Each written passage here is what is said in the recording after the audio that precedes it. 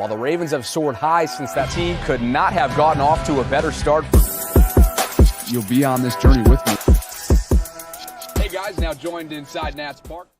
It is Monday, December 11th, week 15 of the 2023-2024 NFL season, of course, kicks off later this week. And I'll tell you what, this is about as long overdue as it gets. So glad we can do it, even though it is certainly, again, long overdue. This is a Ravens lunch hour live stream the day after, and it's a joint simulcast. So we're going across the Bobby Baltimore channels, as well as for the first time, For the Flock, and the host of For the Flock, the YouTube channel, Noah Hose, joins me from North Carolina, fresh off your baby girl's birth not too long ago. I know you're finishing up your last few days of parental leave, so congratulations to you and the missus. And again, just looking forward to doing this because I've watched your content from afar for a while now, and looking forward to diving into a whole lot after what we watched unfold yesterday at the bank.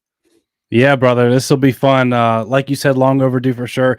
I've seen some guys in the comment section below, and on some of my videos said, "Man, you guys got to do a joint, a collab with Bobby." And I was like, "Man, we got to make this happen." So finally, glad that we we got to make it work. So definitely admire what you and Sarah are doing on the vault, man. You guys are doing incredible stuff. You guys are top notch content. So love what you guys are doing over there, and excited to be joining you here today. Let's get it, man. Let's get it, because there's a lot to discuss. And today's lunch hour live stream is brought to you by my friends at Light Toast Vodka. And here's the bottom line. Jamison Hensley tweeted it out within the last couple hours. The Ravens are your new favorites to win the AFC at plus 225 per ESPN bets. The first time that Baltimore has been favored to win the AFC at any point since after week 2 of 2020. That's according to ESPN stats and info. If you care about such things, and it's the first time all season the Chiefs have not been favored, to win the AFC. And we all watched what unfolded in the 425 window with that call. Tylan Wallace knows something about that call. We'll get into all that more. Your opening thoughts on what you watched in week 14, though.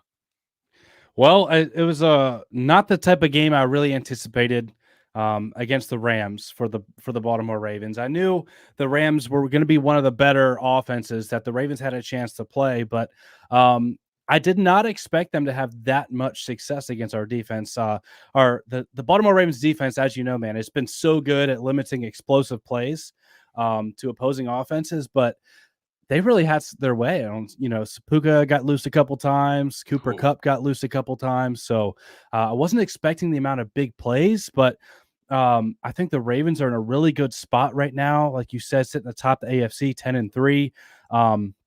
Of course, the Dolphins, they play tonight against the Titans. I do expect the Dolphins to win that game. However, it doesn't matter if the Ravens can run the remaining schedule, because as we know, man, the Dolphins have a matchup in Baltimore, and I'll be at that game. So the Ravens better walk away with the W on that one. So you're coming up to Baltimore, huh? Yes, sir. Yes, sir. Okay. All right. Here's the way the AFC North looks through 14 weeks of football. Ravens are sitting atop, as they are on the conference, like we just mentioned.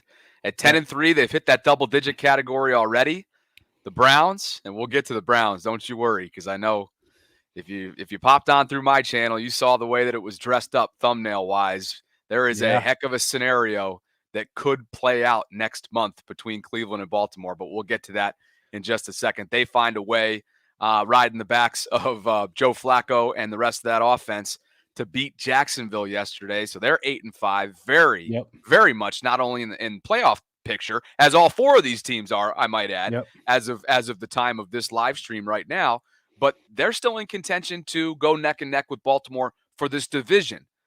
Pittsburgh and Cincinnati both sit at 7-6 entering week 15. So this is where it's at. And Noah, from a degree of schedule difficulty down the stretch over the next 4 weeks, you got the likes of Jacksonville, San Francisco, Miami, like you mentioned, and Pittsburgh. And the bottom line is, to your point, you win out, and yes, you control your own destiny to get that coveted bye, to get that overall coveted top seed.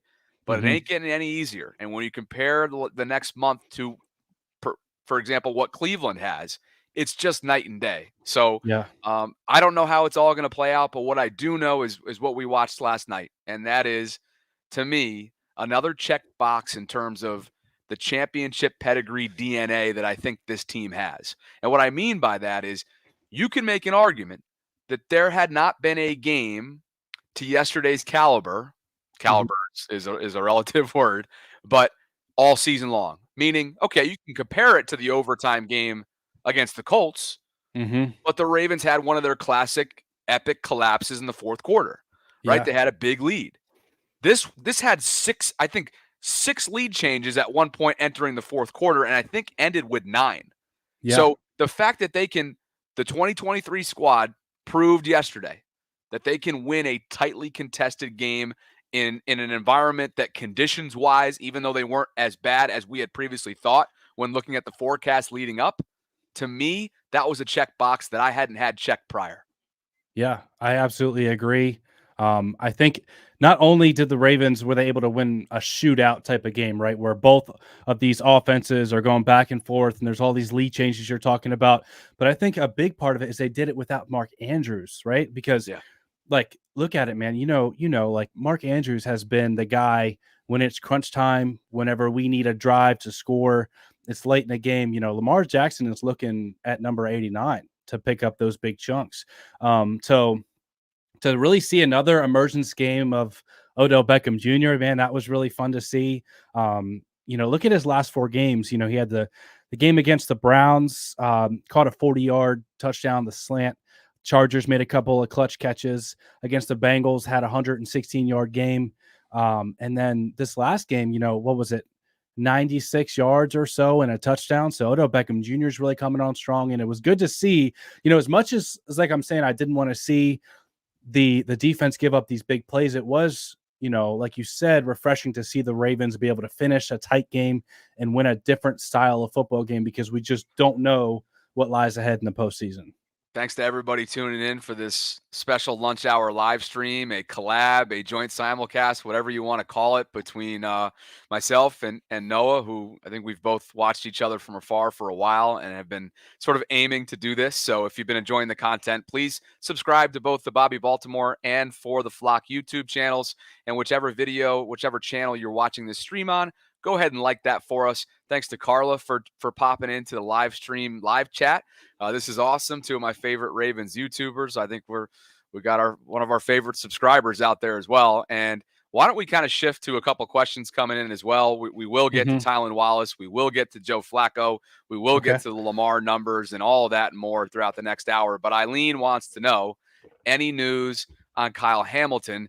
Did I miss anything? And as far as I know, and I've been scouring the web constantly and actually checking in with a few people that know Kyle well, there's nothing out there yet. Remember, he left yesterday's game with an apparent knee injury. He went immediately into the blue medical tent and then actually came back into the game not long after, which I was kind of perplexed. That left me perplexed.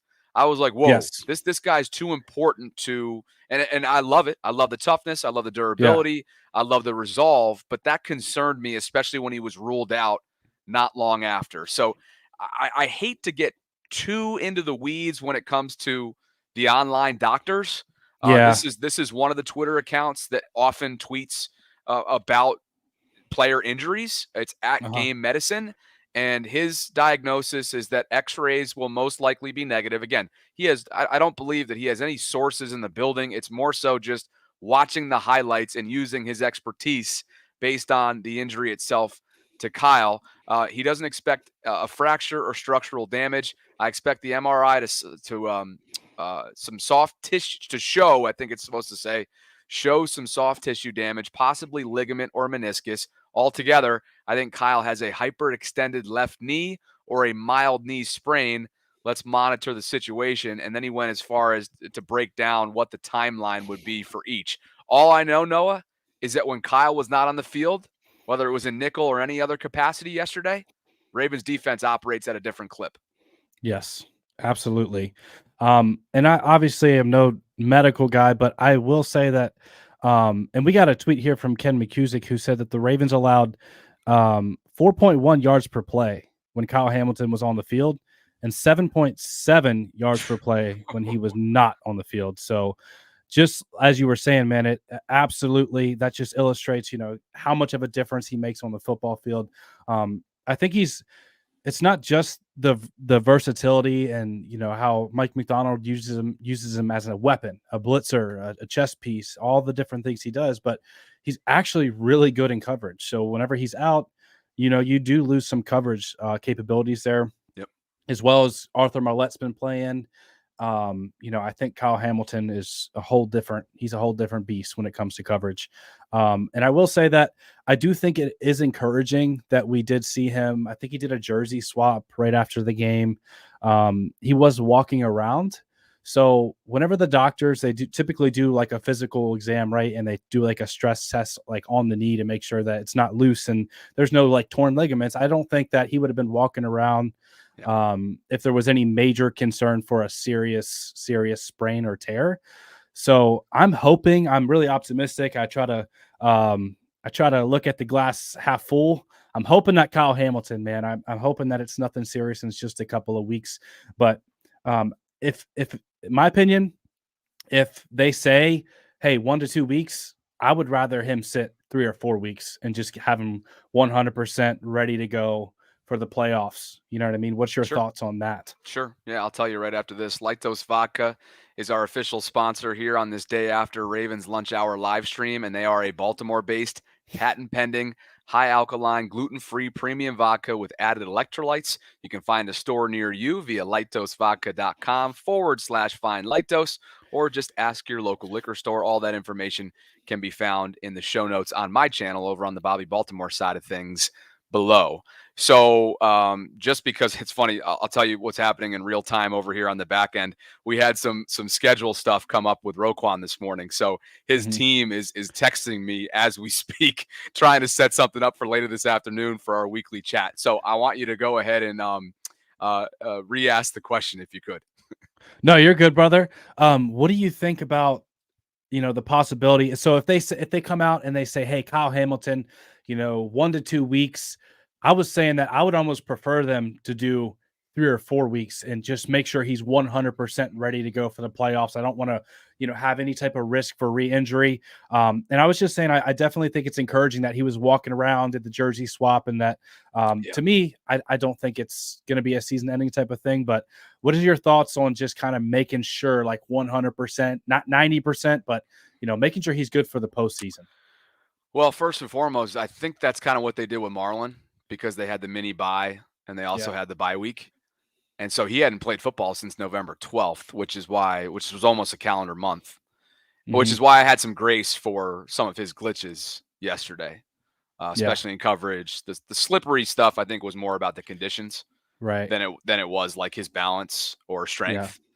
So I'm totally with you. Let's not rush him back. If it is something that is not season ending, it sure looks like the way that he was walking around the field, to your point, whether it was the jersey swap or coming back in after, right, immediately after the medical tent operation. Like, let's not rush this guy back, because he has quickly, and I mean quickly, he's a year and a half into his career, and this guy has become a lockdown, do-it-all safety for the Ravens. Whatever they need, he is willing to provide them, and he is able to provide them. And the best part about it all is the fact that Marcus Williams is bearing through his pectoral setback that he sustained weeks ago. He's playing pretty decent football. Yesterday was not one of his better performances, but the fact that they've found a way to keep all 3 safeties on the field, that's a win for Mike McDonald. That's a win for the back end of the Ravens secondary, and that's a win for Kyle too. And well, actually, it's a bigger win for Geno Stone, right? Because we weren't sure what his ultimate role would be when Marcus was back healthy.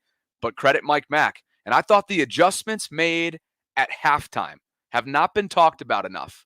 They held the Rams to just, 11 second half points, right? So, 11 second half points. And to me, that's the type of thing that Mike McDonald, it's not if, it's when he's going to be an NFL head coach. I don't know if it's going to be in Baltimore.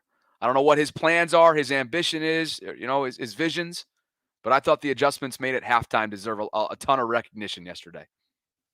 Yeah, absolutely. I especially think, We saw the Ravens were getting gashed a little bit in the run game early on. Kyron Williams was churning out some first downs. I think they had like over 10 straight rushes to open the game.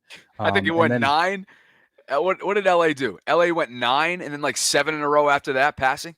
yeah, they were, and that's something that Mike McDonald was talking about before the game. He said that the Rams do a really good job of, kind of disguising their early down stuff. A lot of their formations they can run or pass out of, and they keep the formations the same. They're not very predictable in that manner. And that's something that this game could really help out. On Christmas Day, we get to see the Ravens play the 49ers. And they do a lot of the similar things where their run formations are also really dangerous passing formations where they can have George Kittle or Brandon Ayuk slip out and hurt you, get behind your defense. So like you said, man, credit to Mike McDonald for his adjustments. I think he did a good job of kind of changing up his looks on the front. I saw Tavius Robinson in there a couple times. Shout out to the rookie getting some more playing time and some of those jumbo looks. But I think he had one bad flag though, didn't he? I think so. First half, if I'm not mistaken. Yeah. But I think, Mike McDonald, like you said, he's going to be a head coach one day. What are your thoughts on some people have kind of pitched around the idea that he could kind of wait and be the heir apparent to John Harbaugh? Do you think he would stick around for that opportunity? Well, Sarah and I have discussed this a lot, and I really appreciate her perspective as somebody who spent over a decade with the organization. She knows how that place is run inside and out, more so than anybody in media, I would argue. And so, she kind of drew the comparison to almost like the handshake deal that was presented to Eric DeCosta, who spent years and years and years in the scouting department and came up through really like the epitome of doing your time in NFL standards, right? And so Ozzie was able to do it and do it well for a long time, and EDC is proving that he can be that guy, if not better, over his several years as GM. And we all know that he's a lot more aggressive, a lot less conservative than Ozzie was as a general manager. And that's with all due respect. He's a two-way Hall of Famer, right? A player and also a general manager, if you ask me. Absolutely. But I think it's going to really depend on what Mike's overall vision and ambitions are. And I don't know the answer to that. What I do know is this is one of the most stable, consistent, well-rounded organizations from an ownership standpoint that not only there is in football, but that there is in all professional sports. And if I'm willing to have some patience, if I'm Mike McDonald, because John is 61, he's in his 16th season with this team. He and Steve Bisciotti, by all metrics and from what it looks like, have a phenomenal relationship. He is Baltimore in a lot of ways. He is a Super Bowl champion. He is somebody that took a chance along with the front office on Lamar Jackson, and it certainly paid off. Lamar wins over 70% of his regular season starts with John as the head coach. He is not perfect. We saw that play out yesterday. We'll get to that, I'm sure, throughout the stream when it comes to game management or mismanagement, if you ask me. But I think it's a conversation for down the road because I don't see Harbs going anywhere. What I do know is that Mike is going to get calls this offseason. Absolutely. Will he answer those calls? That remains to be seen. You want to talk about the bank? Because we just got our first YouTube super chat feature from Connor here, and he says, "Hey guys, I was at the game yesterday. That was the second loudest I've heard this stadium this season. It was rocking. Let's win the whole thing." And I wanted to bring this up, Noah, because we know that when the bank is rolling, it's you put it up there with anything, anybody, whatever. But yesterday's conditions, I thought, were going to deter people from heading out. Now, I was out there for the pregame show just a couple blocks down from the stadium. It was swirling. It was blustery. It was sideways rain. I'm thinking to myself, this is going to be a disaster. And somehow the weather gods actually cooperated, and it wasn't that bad. I would love to hear from some folks that were in attendance outside of Connor as well. If you guys felt the same, I saw the attendance number was listed at just north of 70,000. But clearly, Sean McVay, it impacted them enough for him to mention it in his post-game press conference, Noah. Yeah, I think I think the energy around this team, I think everyone knows this is a really special opportunity. So I think, hopefully we continue to see the bank getting filled up like this and the energy because the Ravens, I mean, you look around the AFC, right? And the landscape of the AFC, the Chiefs look flawed. The Bills, we don't even know if they're going to make the playoffs. They were supposed to be a Super Bowl favorite heading into the season. The Bengals and the Browns have suddenly lost their star quarterbacks. The Dolphins, the Dolphins have an explosive offense, but like I was telling my guy in Graven the other day, who they really look at their schedule, who they played, and the 3 losses they have are against pretty much the only 3 good teams they've won against, like the Bills, and I believe they lost to the Chiefs and another team. But the AFC is wide open, and to your point, I think that the Ravens fan base, the city of Baltimore, feels that they have a golden opportunity here to go ahead and take the number 1 seed and to really be a Super Bowl contender. Now, talking about the number 1 seed, I want to get your quick thoughts on this because I've heard differing opinions on this. We saw I know you follow the Orioles really closely. We saw what happened with the Orioles this season, where they had the first round bye and then they got, kind of punched in the mouth by a really hot Texas team. Yeah. We saw it in 2019, but then Ronnie Stanley in a recent, interview was like, no, like we want that number 1 seed. It's important. It depends on how you spend that time. But then we also just saw the Ravens kind of look a little rusty coming off a bye week. So what is your thoughts on the Ravens getting that number 1 seed? Do you think it's detrimental or, do you want to see it? Well, first of all, look at what Ronnie did yesterday in pass protection. We got to give a guy that's shout out to Ronnie. Got a lot of criticism, a lot of which has been deserving and warranted over the last year or two. But in pass protection, 44 pass blocking snaps, just 1 pressure allowed, and 0 sacks allowed. So a great sign for his knee, a great sign moving forward for him. And, you say what you want about that Rams defensive front outside of Aaron Donald. That's a hell of a stat line for Ronnie and a great step in the right direction. But look, I don't think people are going to want to hear this. I've mentioned it a couple times. I think the Ravens need to get punched in the mouth over the next month or so. Okay. And the reason why I say that, and there could be some recency bias based on what we watched unfold in 2019, to your point, I just get the sense that from a momentum standpoint, if you go into the postseason and they run the table, which means they earn the bye over the next month, that means yet again you're going to be faced with a similar decision that John had to make 4 years ago of not only what are you going to do if you have it wrapped up by the regular season finale with your starters, but what are you going to do throughout the bye week? And so what I mean by punched in the mouth is I wouldn't mind, just based on history, sports history. Yeah. I would not mind if 3 of the 4, they drop one game of the 4 over the next month or so. I just think that there's something, whether it's psychological, whether it's physical, whether it's mental, whatever it might be, I think that there is a lot of positives that can be taken, which is why you watch every championship team, and Philadelphia is going through it right now. And yes, I call them a championship team because they came out of the NFC a year ago, right? Every championship team goes through a mid-season lull. Most do. Most do. Okay, maybe not the Patriots from several years ago when they ran the table until the Giants punched them in the mouth in the Super Bowl. Yeah. But the bottom line is, I think the Ravens would really benefit from a little bit of adversity over the next month. That's all I'm saying. Yeah, I think that's a good point. I mean, you make a good point. Like the mental aspect of the game, the momentum aspect of football, it can be just as real as the X's and O's of football. We've seen, how many times have we seen a team where they look stagnant and they look like they're not all bought in, and all of a sudden you have like a head coach change in the middle of the season, like kind of like what the Raiders just happened with the Raiders, right? Like, and then all of a sudden you have that fire lit under your players.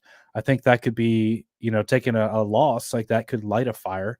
Out of those 4 games that the Ravens have remaining on their schedule, I think 3 of those are against AFC teams. You would want to win those. If there's one game that you would quote unquote want to get punched in the mouth, it would have to be the 49ers, right? Because first of all, it's probably the most likely game. I think I saw a statistic on Twitter this morning that they just passed the Ravens in overall DVOA. And they're a really, really good football team, complete on defense and offense. So that'll be a really good test for the Ravens. So we'll see how they handle that on Christmas Day. Live chat is spicy right now, man. I knew that I was going to ruffle some feathers with that, but I'm telling you, just look at history. Look at history. Mm-hmm. And even look at the way that wild card teams perform, right? Yeah. Look at here's why, and I think this is a perfect segue into what my title is for this live stream, and that is the unimaginable scenario that could play out for Baltimore and Cleveland next month in the postseason. Mm-hmm. Kevin Stefanski said it last night during his post-game press conference after the Browns beat the Jaguars, led by Joe Flacco, 38 years old. And before we get into this, here is one Joe Flacco in the Cleveland winning locker room. 38 years. He's been around 16 years around the NFL. Coach is right, man. You know, it was not pretty today, and I was not my best, but these are what makes teams, these tough games. You know, you guys earn the right all year to play December football, and that's what we're doing right now, and that's what it looks like sometimes. And then January and February, this is what it's going to be, and to have the mental toughness to come through in those types of games, that's what winter's made of. So, you know, hey, bring these games on. It's just going to make us better in the long run. I appreciate you guys having me, man. I feel like a 10-year-old kid out there.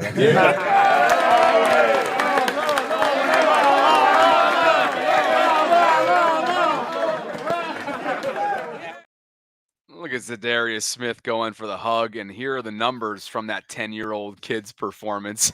10-plus yard throws against the Jaguars. He was 7 of 14 for 126 yards, a touchdown, no picks, and a passer rating of 105.1. He and Njoku were eating. Cleveland is eating, and they are very much in this conversation. So, Noah, the segue here is that the Browns are essentially playing playoff football for the next month, whether they like it or not. Their backs are against the wall. This division is no joke. All four teams, as we mentioned earlier on the stream, should the postseason begin tomorrow, would be in it. And so all I'm saying is that wild card teams so often get on a run once postseason begins, whether it's baseball, whether it's football, whatever, because they've been playing with that kind of sense of urgency for weeks leading up to the postseason. And that's my only concern about running the table over the next month. Yeah, I definitely see where you're coming from. I think that's a good point. We've seen January Joe before, my guy. We don't want to. So. What's crazy? Look at this about stat. Let's Look at see this. it. You got it. Joe Flacco is one touchdown pass away from tying Kenny Pickett's. Wow. I mean, come on, man. Come on, Pittsburgh. What are we doing here? Yeah, yesterday Flacco finished 311 yards, 3 touchdowns to 1 interception. I can't tell if this is a lightning in a bottle type of situation, or if the Browns are actually good. You know, if this offense can actually produce with Joe Flacco, because I'd like to think that if we did see, you know, talking about the title of your video here, that if we did see a Ravens and Browns matchup, that it would look similar to the last time that the Ravens played Joe Flacco. And that was week 1 of the 2022 season, whenever Joe Flacco was the starter for the Jets. Right. I think the Jets scored 9 points. You know, Marcus Williams, I think, had an interception or 2, and Joe Flacco did not look like a starting caliber quarterback. However, that was also the Jets. Who would with that offensive line? Just ask Zach Wilson about that. Yeah.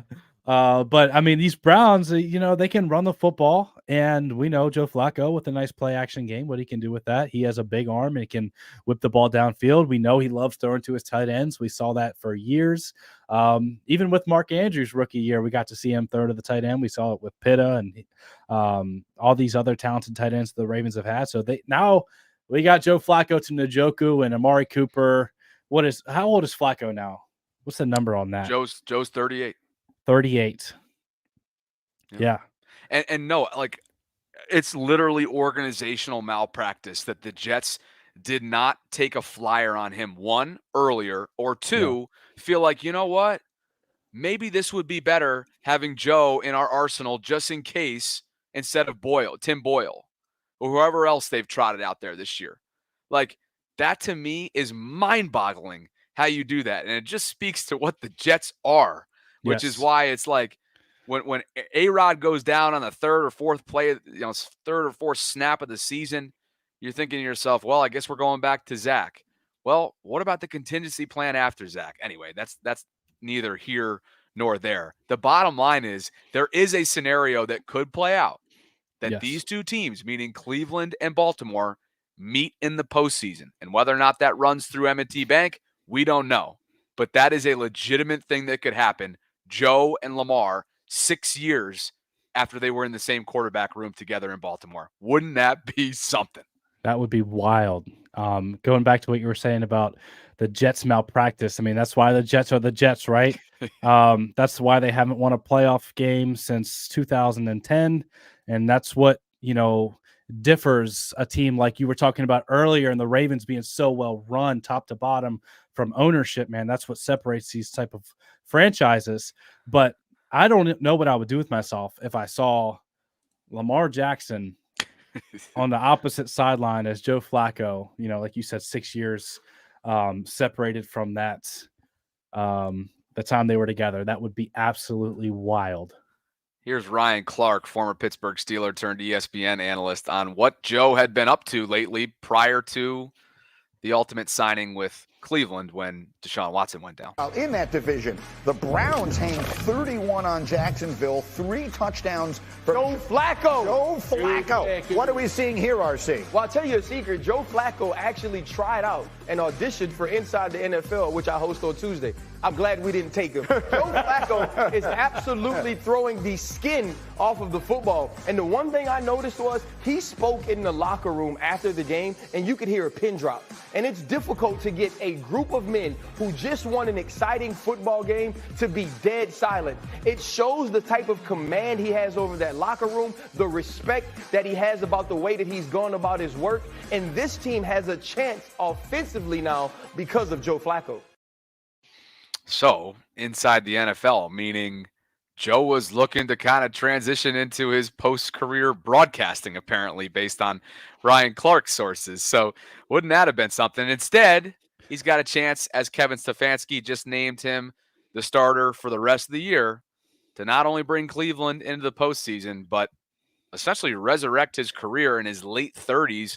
And who knows, they're going to want Deshaun Watson, obviously, based on what they've paid the guy and what could go down as the worst contract in the history of professional sports. It's too early to say that, but right now the reviews are not great based on what he's given them through his first couple seasons. But if I'm Joe, and we know how much he loves football because he would have retired years ago if he didn't. I'm playing for next year. Like, I'm not only playing for the here and now and being able to have a pretty dang special opportunity in front of me at 38 to make it back into the postseason where I perform like nobody else in the month of January, but I'm playing for next year, year 39. I mean, the guy has like 7 kids. He's got to keep paying for college and whatnot. So why not keep putting these backup checks away? I mean, who knows? He goes and shows up and shows out. A quarterback needy team might have him as QB1 for all we know next year. You never know. You never know. I think it's, if we did see a Ravens and Browns matchup, I'd got to get your opinion on that. Would that make you nervous? Well, first of all, I think, and I'm not a homegrown Ravens fan. I'm not from Maryland like you are. I'm a transplant. I'm from upstate New York. So always take this with a grain of salt when I say things like this for those of you who are diehards. I don't know why people are so like love-hate with Joe. 1, being in Cleveland. Be happy for him. 2, why wouldn't you want that solely based on the theater? Like, I guess the theater is more appealing to me as somebody who didn't grow up here and as someone who isn't like, I don't lose sleep, for example, over a Ravens loss. I know some people literally can't go to sleep. They refuse to go to sleep after certain losses. And I understand that and I respect that immensely. But I would love to see that. I think it would make for incredible entertainment. Incredible theater, incredible drama, and honestly, I'm just happy for the person. I'm happy for the human in Yeah. Joe. Joe's a because great guy. Joe's a great guy. He's never too high. He's never too low. And in speaking with some of the folks that know him well throughout this process, Joe had been waiting all year long and training for this opportunity, not knowing, so much so that he went and tried out for a broadcasting gig thinking that maybe this was the end. And then Cleveland takes a chance on him. And now literally 2 weeks later, he's named the starter and they have a legit shot to make the postseason. I love human interest story, and Joe checks that box for me, man. Absolutely. I mean, and do you remember the era with a lot of the fans saying that Joe Flacco looked uninterested or that he wasn't passionate, like, because he didn't necessarily yell and get up in guys' faces and all the emotional stuff. Like, he was always, like you said, cool, even keeled. But how much does that speak to your love of the game of football, that you trained waiting for an opportunity? And even if you weren't going to get that opportunity, that you still love football so much that you wanted to talk about football with that other opportunity, right? Like, how much does that speak to his passion for the game? Oh, I'm telling you, this guy has accepted more backup quarterback checks on teams that, like the Jets, for example, right? Or even like the Eagles pre-Jalen Hurts, if I'm not mistaken, that probably he knew winning wouldn't exactly be a thing that he was going to experience there. But that just shows you, like, he loves the game so much. Who else loves the game is this guy, and that is Ravens special teamer and wide receiver, third-year guy, Tylan Wallace. He returned punts for the first time in his NFL career on Sunday, Noah, after Devin Duvernay had to leave the game with an injury. And while he, and as he said post-game, has returned thousands in terms of reps in practice, he had never done it in a game, much less in overtime when all is on the line. Here is an awesome sideline view caught from one of the WMAR local photographers inside the bank.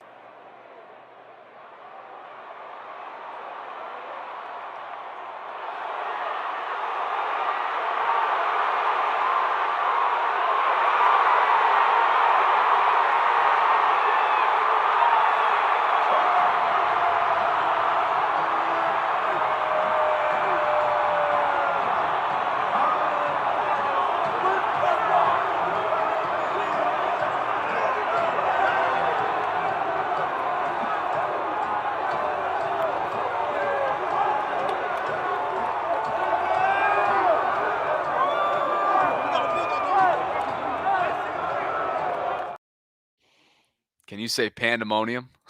Great stuff. Great stuff. You can't help but smile when you watch that clip. This is the stuff, though. Like, third-year guy, has not broken out even in the slightest as a wide receiver.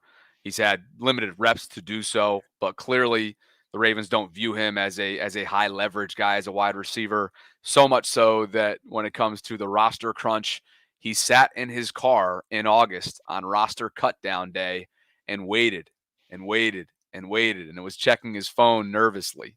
He spent the bye week gifting his mother with a brand new car.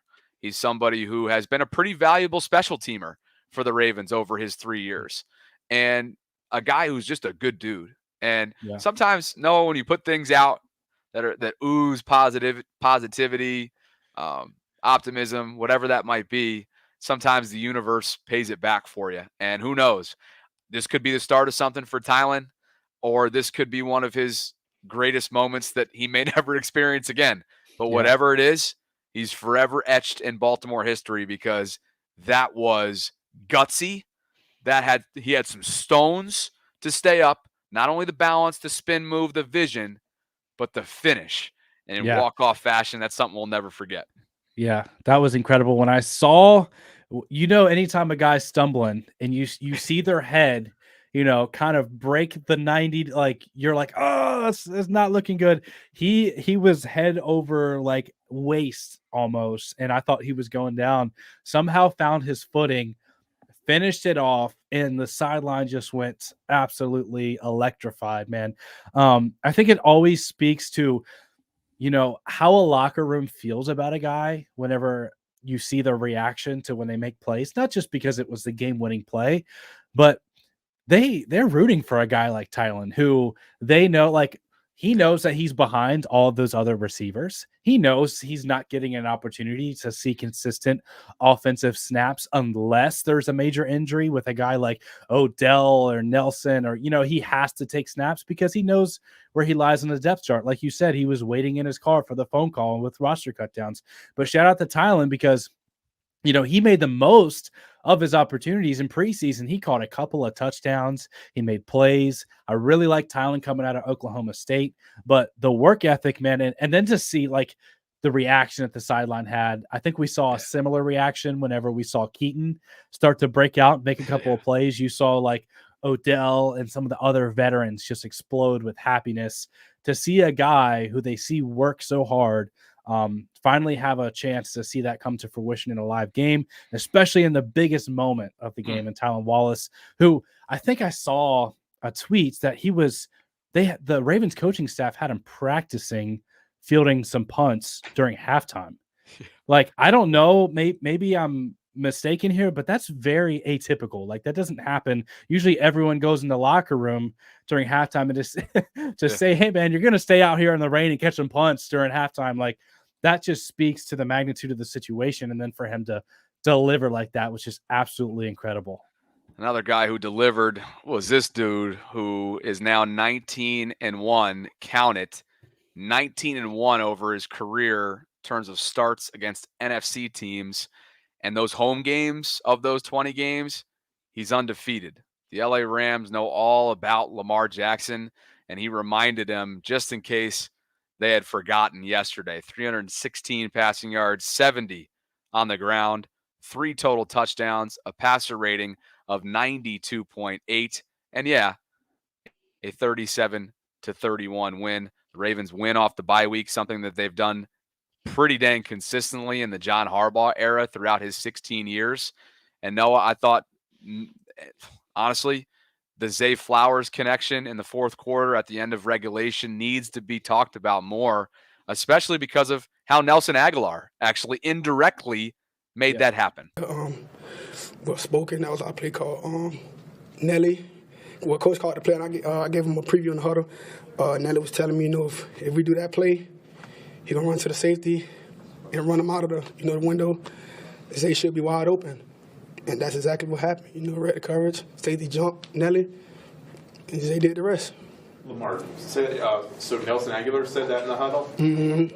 Yeah, because usually the play, he usually runs shorter, and the safety would have been, it would have been single high, but Nelly knew he was going to run with him. If he ran and got on his toes and ran past him, he would have thought he would have been open. But if Nelly didn't do that, if Nelly would have did that, he would have been open and the safety would have stayed. But that was just a heck of a play, like I said. So how about that? Not only does Nelson Aguilar reel in 5 catches, one of which was an important third down one in crunch time, but a little bit of consulting as well as the seasoned vet that he is. I thought that was a cool thing to share for Lamar, and an even cooler thing to do and have the confidence to share for Nelly to Lamar. Yeah, I mean, phenomenal stuff. This is what we talk about when you talk about the importance of adding vets to a room. I think sometimes that term is just kind of aimlessly, loosely thrown around, like, oh, we need some more vets in the room. But then you see the actual fruits of it whenever we're talking about the difference between going 9-4 or 10-3 and a big time moment. The vet simply just says, hey, I know this safety's going to follow me, and I'm going to open up a wide open throwing lane to Zay Flowers. That's just really awesome stuff from Nelson. I think Nelson is a really underrated addition. I think a lot of Ravens fans, when they saw it from Eric DeCosta, remember it was before the Odell Beckham Jr. signing, before the draft, and a lot of Ravens fans were going off like, oh, this is the typical Ravens, wide receiver edition, the vet, the 30-year-old vet, and they thought that was going to be the only move. And then it turns out that we got Zay and Odell after that, and Nelson is still finding a way to contribute and be a difference maker. I think that reaction mostly was just based on that it was the first, to your point. It was the first Yeah. move that Eric DaCosta had made. And you're thinking to yourself, here we go again with the team friendly, veteran wide receivers that are brought in on short Michael term deals. Crabtree. Right. But I tell you what, when you think about in the Lamar era, whether it's the Willie Sneads, whether it's the Deshaun Jacksons, whether it's the cup of coffee that Des Bryant had, whether it's Demarcus Robinson, who was certainly serviceable a year ago. Yeah. I think that Nelly right now is probably among those. Again, this is just the category of guys that filled that team-friendly veteran role on a short-term deal. I think right now he has been the most productive. He's been the most impactful of all of them. Yeah, absolutely. I was really impressed. I listened to an episode of The Lounge with Nelson and a couple of his interviews. I was just really impressed by his maturity. He was talking about how he was going to do whatever it took to be the quarterback's best friend, to be on the same page as Lamar Jackson. Nelson and Aguilar and Lamar Jackson worked together in the offseason in Florida. Nelson also got together with Tyler Huntley in Florida in the offseason. And Nelson was one of Lamar Jackson's go-to guys in training camp, a consistent red zone threat, because he instantly just was like, hey, what do you see? How do you see the field? I want to be there for you so I can see it the same way.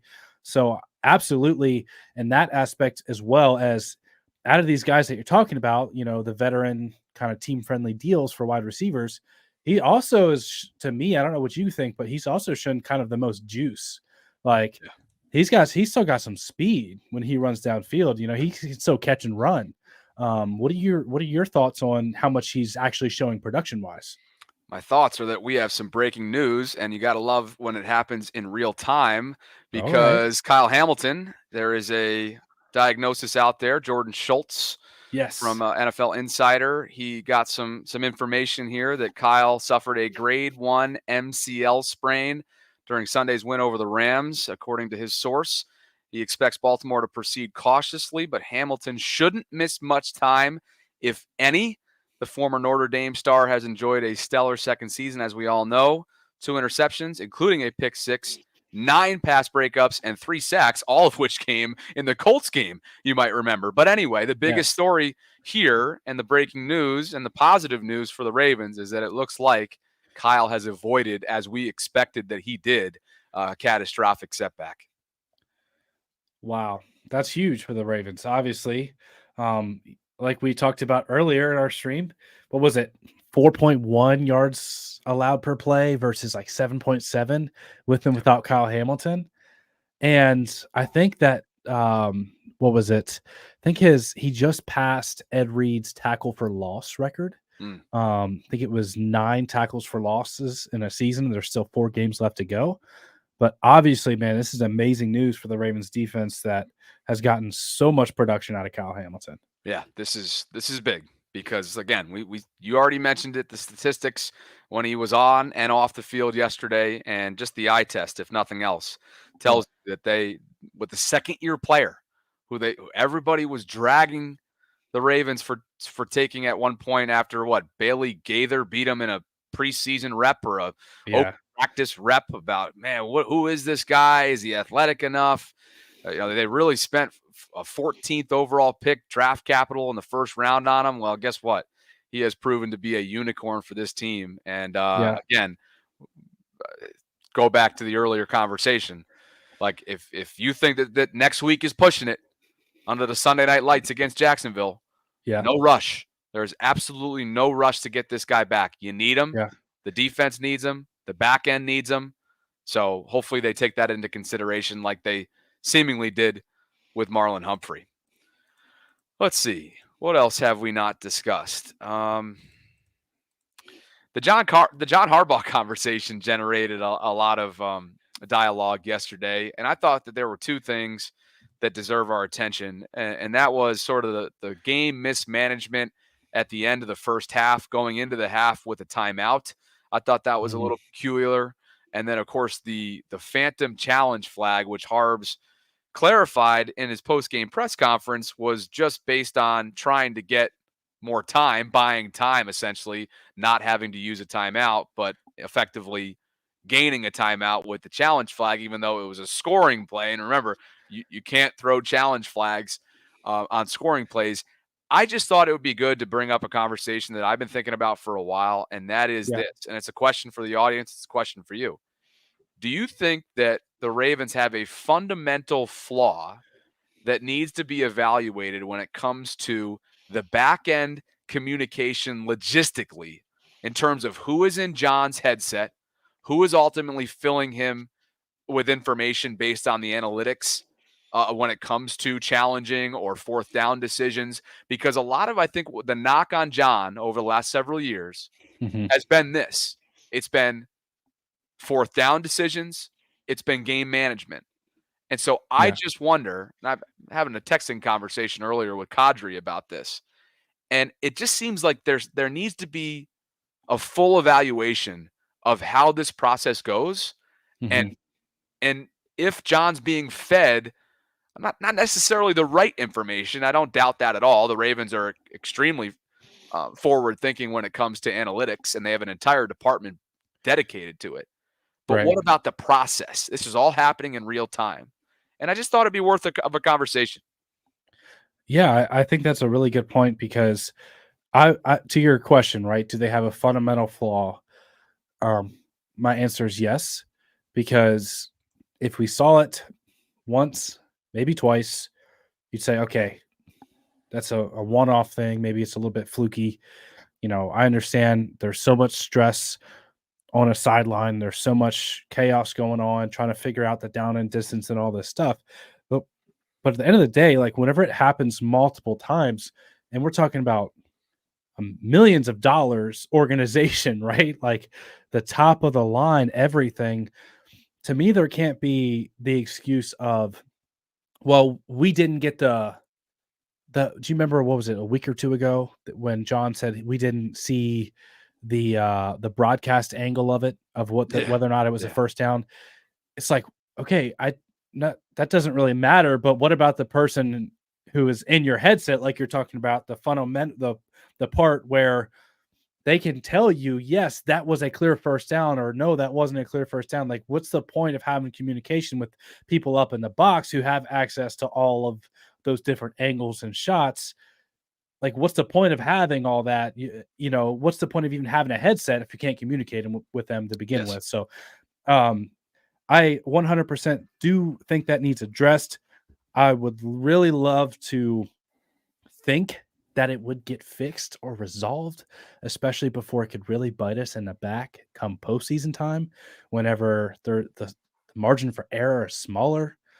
But based on what we've seen with it being kind of a trend, I do believe it is a fundamental flaw that they need to address, and hopefully they can address before it really comes to cost them in a postseason game. And certainly not something that's like it. I don't want to sit here and act as if it's like, a catastrophic type of situation the Ravens in. Yeah. They find themselves in these situations in late game scenarios here and there, and it seems to happen a couple times a season.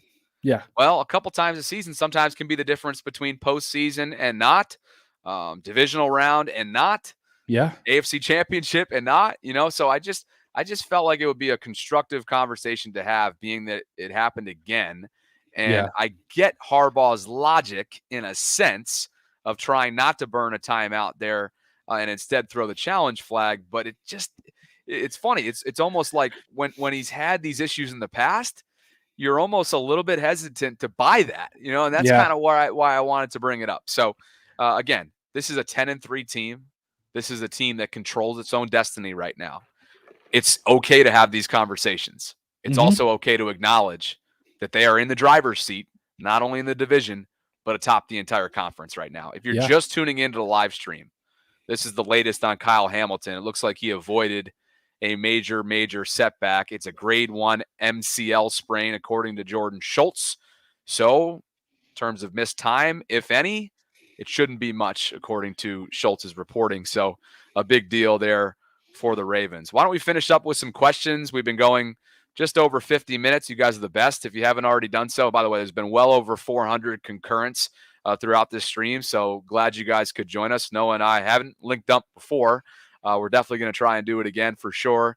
If you enjoyed this, please consider, subscribing to both For the Flock and the Bobby Baltimore YouTube channels, and whichever channel that you're watching this on, go ahead and like that video if you haven't already done so. But any questions before we get out of here? And before I do that, why don't we show, let's see, what have I not showed yet? Oh, Odell postgame. I thought this was cool just to kind of share a little bit of the mentorship role that he's been filling for the team, not only producing on the field and earning, hopefully earning that $15 million contract that he signed, but also just from a mentorship and perspective standpoint for some of the young guys in that wide receiver room. Incredible win today, 37-31 over the LA Rams. This is a team you obviously know well. What are the emotions of winning this game? I just happen to be on the winning side both times, so it's a good feeling. And take me through the emotions of seeing Tylan Wallace run down the sideline. The entire team goes down to the green, and it's got to be a pretty exhilarating feeling. Man, he had a mistake earlier in the game, and everybody was talking to him, and when we had our moment of silence, same with Zay Flowers, I was just letting them know that it's going to come down to a big play in the game, and the opportunity is going to be right there in front of you. What are you going to do with it? And both of them were resilient in their mindset. They came out and won the game for us. Awesome, man. Well, go enjoy this with your teammates. Yes, sir. Yes, sir. So OBJ's final stat line, like you said earlier on, 4 receptions, 97 yards, a touchdown, along of 46. 2 of those 4 receptions, Noah, as you probably recall, had phenomenal mid-route adjustments. Mm-hmm. And I think, and actually the funny part is OBJ admitted post-game that the touchdown was actually, he ran the wrong route. Yeah. So everybody was kind of ripping Lamar for the way that he threw that ball and forcing OBJ to, course correct mid route, but it was actually Odell who was in the wrong spot. Anyway, I just wanted to bring it up because I'm on record for saying that with no Mark Andrews, and I know Zay obviously proved to be the difference in a lot of ways yesterday in crunch time. And I understand that he's proven to be, sort of the bulk guy statistically and one of Lamar's favorite targets. But outside of with Mark Andrews down for the foreseeable future, outside of Lamar, I just don't see that there's a more important player to this team, given what he can provide, given his resume, given what you just heard there, the uplifting that he gave to Tylan and the mentorship that he's given to Zay. I just don't see another player who's more important offensively to this team outside of Lamar than Odell. What do you think? I think you're 100% spot on. Maybe, after watching the first few weeks of the season, I would have disagreed with that statement, but watching him come on later in the season and what how he's gotten healthy, because John Harbaugh was talking about how, he was dealing with an ankle, he was dealing with some knee and some other shoulder, some other stuff. And what you're seeing is now that Odell is healthy, the difference maker that he is. Like, this is not a guy, if there's going to be haters out there, of course, but if anyone watches this game, really the last couple of games from Odell Beckham Jr. and says this guy is washed and he doesn't have it anymore, they're just hating, right? He's got actual burst. He's running excellent routes. Like, he really got that, the safety to bite on that double move where he caught the touchdown. Oh, Fuller. He did Fuller so dirty there. He did. And I also think, like, you're 100% right about not having a more important player, but, down the stretch, because I think he's got the best hands on the team. Like, one thing Odell's always been known for is his ball skills, like his ability to, like you said, adjust on the fly when a ball is in the air, the body control, and then of course you got the famous one-hand snags. But the guy just has excellent hands. He's really reliable, and I would not be surprised if there's a playoff game this year where we're saying, man, Odell Beckham Jr. is the MVP of that game. He made all the difference in the world, and I think he'll be worth every single penny of that $15 million that the Ravens have spent on him. Been there, done that, right? And you can't say that about many guys just in terms of the experience category on this team. So I think that you cannot put a price tag on what that might mean over the next month. And I think that was one of the biggest reasons as to why the Ravens were willing to overpay him, not only to the influence that it had on Lamar's eventual extension, but knowing that these days in December, the waning parts of the season, this is when he's going to earn that contract. So I know I just teased the Q&A, but quite frankly, we have been going an hour, and I have some back and forth to do with Roquan's camp, so to ensure that this week's episode gets scheduled and gets ironed out. So I am going to jump. Noah, please tell my audience where they can find you, what you have going on, and it's been a pleasure live streaming with you, brother.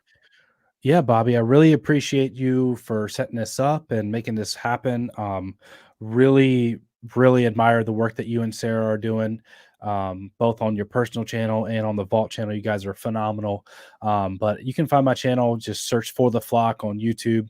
Kind of known for our, episode that we do called Ravens Reports, where we go over the top 5 storylines coming out of the Ravens that day, that week, or whatever.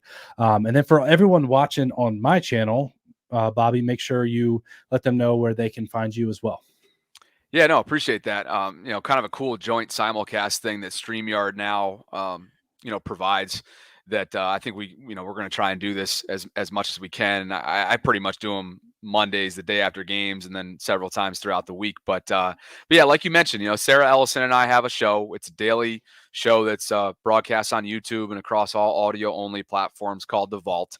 5 a.m. Eastern, Monday through Friday. We have shows that are released. We do pre and post game shows on game days, which are always fun, especially when it's a home game. I'm out at the Be More Around Town tailgate, which is just down the road from the stadium, which is always a cool experience.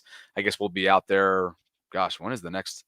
I guess New Year's Eve is the next time I'll be out there because they're on the road for the next couple of weeks. So anyway, Looking forward to that. And then, of course, on the Bobby Baltimore channels as well, whether it be YouTube, Facebook, Instagram, Twitter, or whatever. That's where I'm always active as well. So yeah, definitely the first of many more to come in this format. And we appreciate you guys. 400 plus deep on a day after a Ravens game is always exciting. And I know it gets our juices flowing. Special thanks to Lightos Vodka for being the episode sponsor here. Go check them out in the show notes below in terms of my show notes on the Bobby Baltimore side of things. But Noah, this is great, man. We'll talk soon. All right, Bobby, take care. Go check them out. For the Flock, Noah Hose, every day. Tell you, between Ingraven, the Vault, For the Flock, we got you covered, guys. Talk soon. We got you guys. Later, guys.